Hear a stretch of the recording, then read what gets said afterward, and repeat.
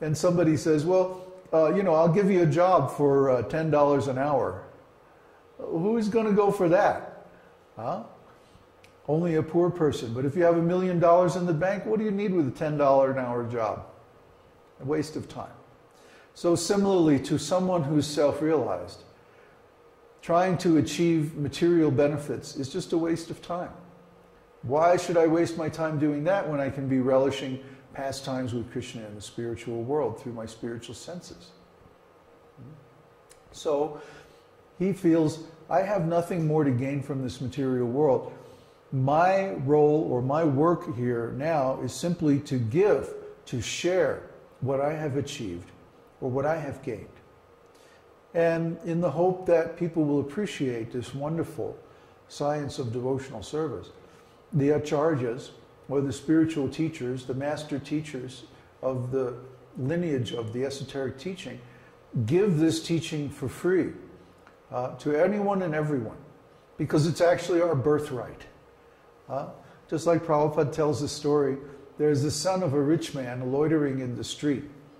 Maybe he's drunk or he's stoned or something, and he's forgotten how to go home. He's forgotten that his father is rich. He can just go home and everything will be all right. Instead, he's like hanging out in the street, and he's hungry and dirty and tired. So someone who knows him or knows his father sees him and says, come on, let's go back and to your father and take care of you. So he brings him back to the home of his father, and of course his father is very glad to see him, and he gives him all comforts and advantages like that. So similarly, we are all children of the Supreme Personality of Godhead. Krishna says right here, all living beings in the material world come from Lord Krishna at the beginning of the creation. Krishna is the eternal original father of all living entities. Bhutanam yo vyaya pita. Pita means a father. Pitayam. And Bhutanam, of all living entities. In the previous verse there. So all the living entities are born from the Supreme Personality of Godhead. Therefore, he is our father, and he is very interested in our welfare. He wants the best for us. And the problem is that we don't know what is the best. We are covered by ignorance, and we're thinking, oh, if I get a new car, oh, if I get a bigger house, if I have more children or a better wife or something, we're trying to gain happiness from this material world. But this kind of happiness is not really the kind of happiness that we want. And the proof is, when we get these things, then we are still unhappy. A friend of mine called me yesterday, and he was telling me how his father owns 5 square miles of jungle in the Amazon in Guyana. And he literally carved this place out of the jungle and established a plantation there with cows, all kinds of trees and so on, stocked the lakes with fish. And it's a wonderful, like a paradise kind of arrangement. But now he's getting old, he's in his 60s, and he can't maintain it. It's too much for him. And different people are coming and poaching on his land, and they're trying to kill him, get him out of the way so that they can just take over his land.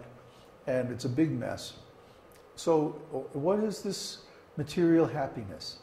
A man works his whole life, carves a living out of the jungle, literally, becomes a big landowner and has so much wealth. And then at the end of his life, everyone betrays him, and they try to take away everything he's worked his whole life to attain. Now, what kind of happiness is that? I say that's inferior happiness. And why would anybody want to become involved in that? He was saying, why don't you and I go down there and take over this big piece of land and make it into a spiritual community or something? And I would say, are you kidding me? Who would want to get involved in a situation like that? The more possessions we have, the harder we have to fight to keep them. All I want is to sit down under a tree and chant Hare Krishna.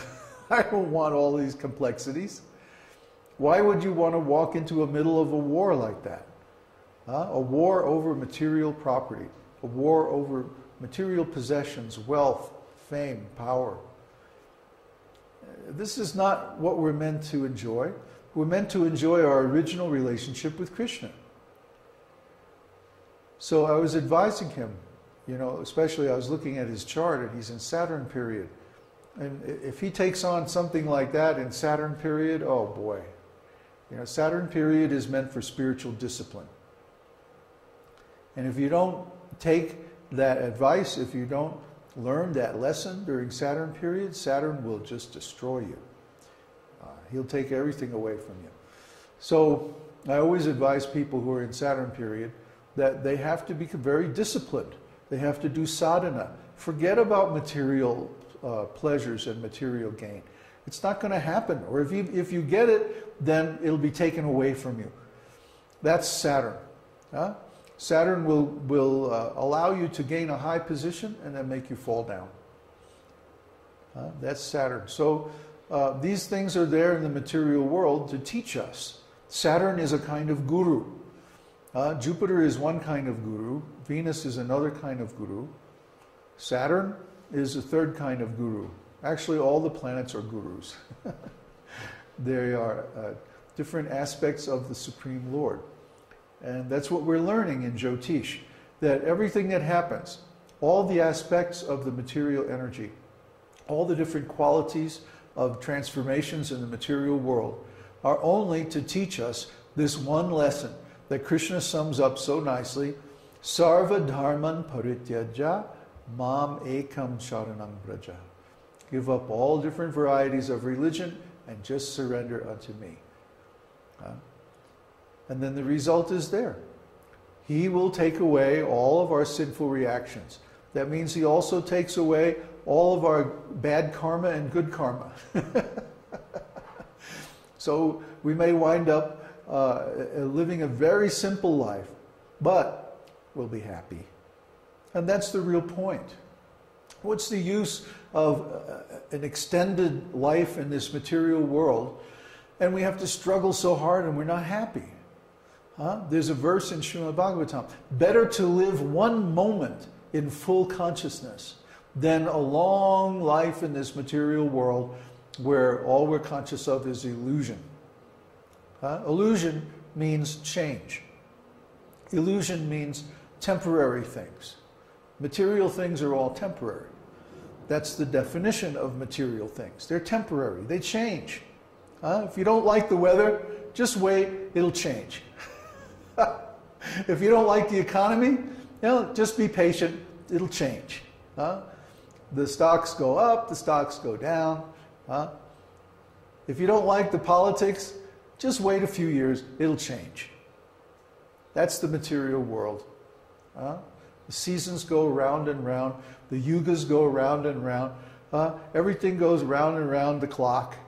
And if you wait long enough, any condition that you want will certainly occur. But the point is, those things that change, those things that are impermanent, are not real. For example, take this body. This body that I have right now was born about 60 years ago. Before that, it didn't exist. For all the millions and billions of years of history of the universe, this body did not exist. And in a few more years, 20 years, 30 years, whatever, this body won't exist anymore. And then for the next millions and billions of years of cosmic history, this body will not exist. So for all the time of the existence of the universe, this body does not exist, except for one little slice of 70 or 80 years. So really, this body doesn't exist at all. That which is impermanent does not really exist. Only that which is eternal has actual existence. The soul is eternal, never born and never dies, never created and never destroyed, nor does it change. The soul is always conscious, full of energy, full of life. consciousness, personality, individuality, all of these qualities come from the soul. Because the soul is an emanation from God. It's of the same quality as God. Eternal. Eternal means unchanging, never destroyed. So that which is eternal really exists. Of course, those things are all spiritual. So for someone who is conditioned by material consciousness, it seems like the spiritual existence is a dream, and only this material world is real. But to someone who's in spiritual consciousness, it's the other way around. Only the spiritual world is real, and this material world seems like a dream. It seems like yesterday I was a teenager playing in a band and working my way through college and traveling,